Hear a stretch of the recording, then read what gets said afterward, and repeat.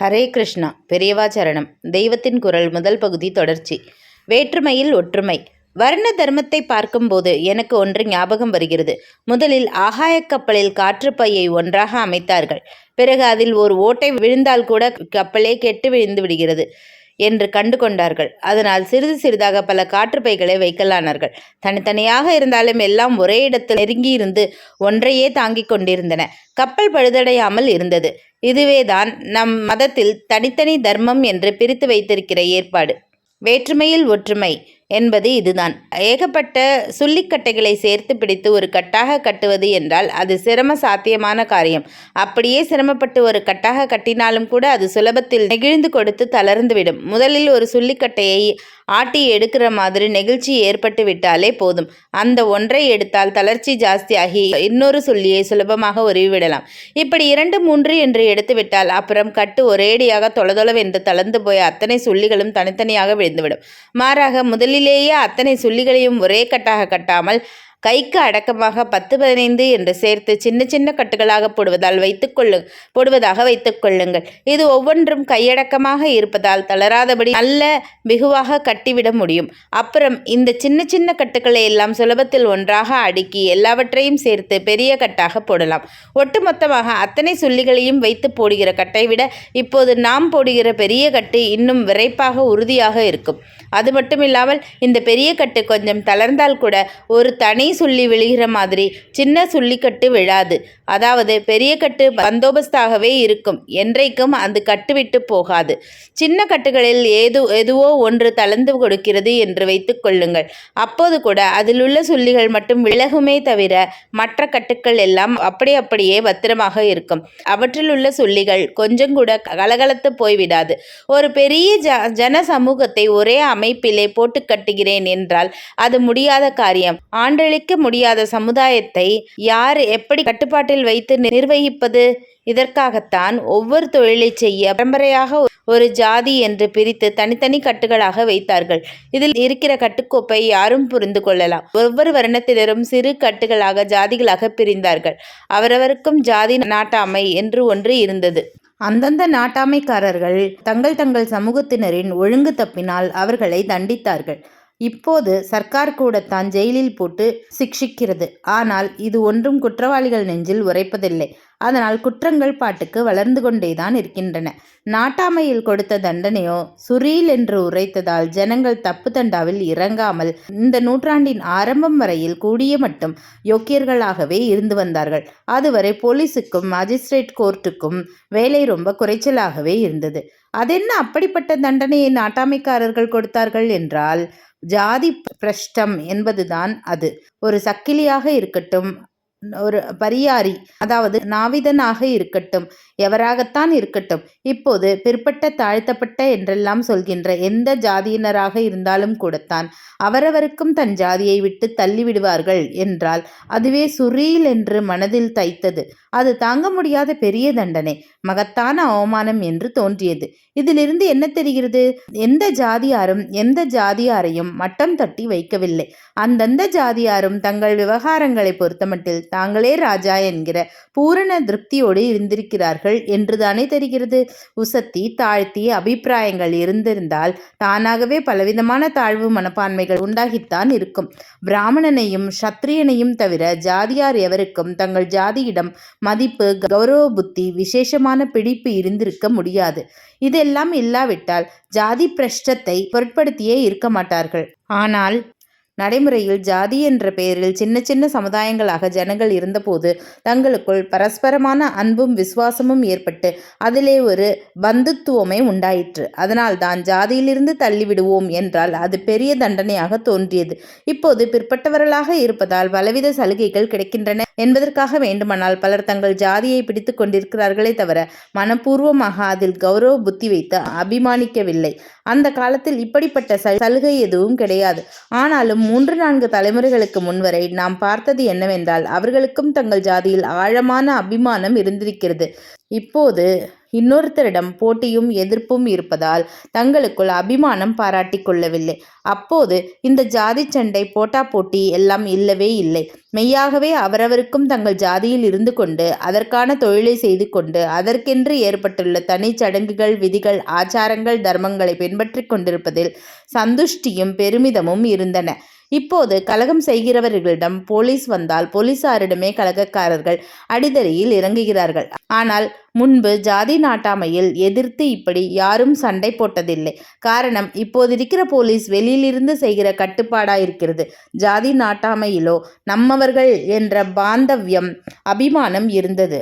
இதனால் ஆயுத பலமும் படைபலமும் இல்லாமலே அன்றைய நாட்டாமை இன்றை விட வெகு சிறப்பாக குற்றங்களை குறைத்து வந்தது. எல்லாரும் ஜாதி, அதற்கான தொழில், அதற்கென்று ஏற்பட்ட ஆச்சாரங்கள் என்று பிரிந்திருந்தும் ஒற்றுமையாக இருந்தார்கள். காரியத்தில் பேதமும் மனோபேதமும்.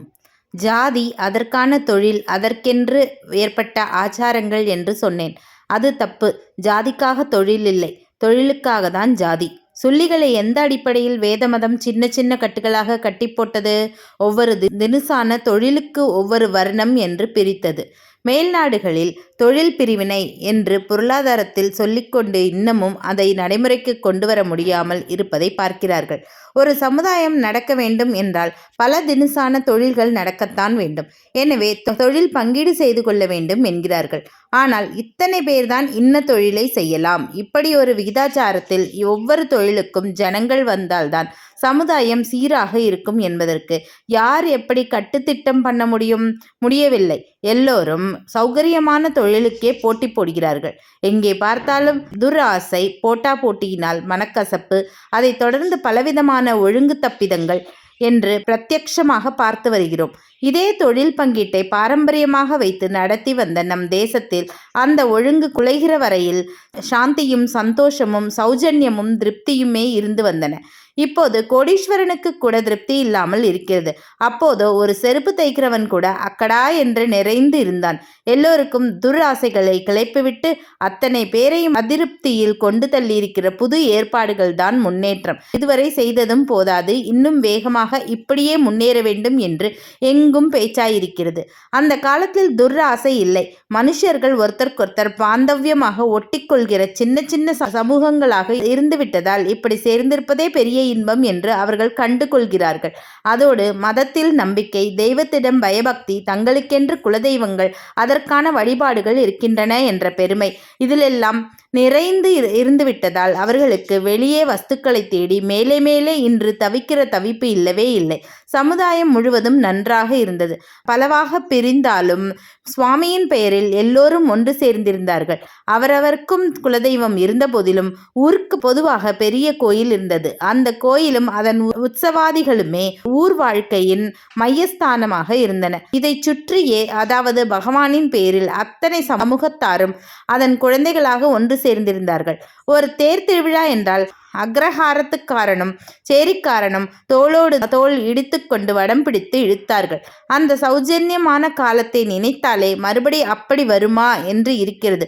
ஒரு வயிற்றெரிச்சல் இல்லை, வசைமாறி இல்லை. அவரவர் தன் காரியத்தை எளிமையாக செய்து கொண்டு மனசில் ரொம்பியிருந்த காலம். இதையெல்லாம் ஆலோசனை பண்ணி பார்த்தால் சமூகம் பலவாக பிரிந்திருந்தாலும் கூட ஹிந்து மதம் எத்தனையோ தாக்குதல்களை சமாளித்தது என்று சொல்வது சுத்த பிசகு. சமூகம் பலவாக பிரிந்திருந்ததாலேயே அது இப்படி யுகாந்திரமாக ஜீவனோடு இருந்திருக்கிறது என்றே தோன்றுகிறது.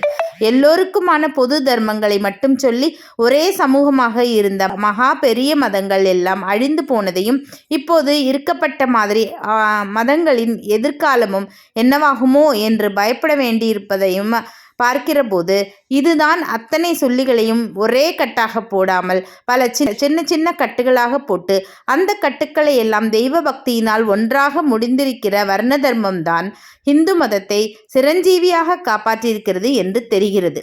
எல்லாருக்கும் ஒரே தர்மம் என்று வைத்து கொண்டதோடு நின்றுவிட்ட மதங்களில் எல்லாம் உள்ளிருந்தோ அல்லது வெளியிலிருந்தோ வேறு தினுசான தர்மங்கள் வந்து தாக்கிய போது அவை அடியோடு இற்று விழும்படியாகிற்று.